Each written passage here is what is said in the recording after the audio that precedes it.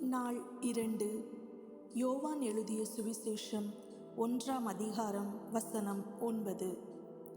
உலகத்திலே வந்து எந்த மனுஷனையும் பிரகாசிப்பிக்கிற ஒளியே அந்த மெய்யான ஒளி.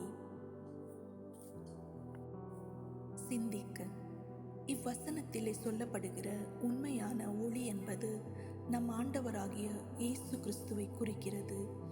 அவர் இந்த உலகத்துக்கு வந்ததன் நோக்கம் நம்முடைய பாவங்கள், சாபங்கள், வியாதிகள், வறுமைகள் என்கிற இருளை நீக்கி ஆன்மீக ஒளி கொடுக்க வேண்டும் என்பதற்காக. இயேசு கிறிஸ்து ஒவ்வொருவருக்கும் வழிகாட்டும் உண்மையான ஒளியாக இருக்கிறார். அந்த ஒளியை நாம் தேட வேண்டியதில்லை, அவர் நம்மை தேடி வந்தார். இந்த தவக்காலத்திலே அந்த ஒளியை உங்கள் உள்ளத்திலே வரவேற்க தயாரா? இருதயத்தை திறந்து எல்லா பாவங்களுக்காக மன்னிப்பு கேட்டு மெய்யான ஒளியை ஏற்றுக்கொள்வோமா? இதயத்தை திறந்து ஆமேன் என்று சொல்லுவோம். ஆமேன்.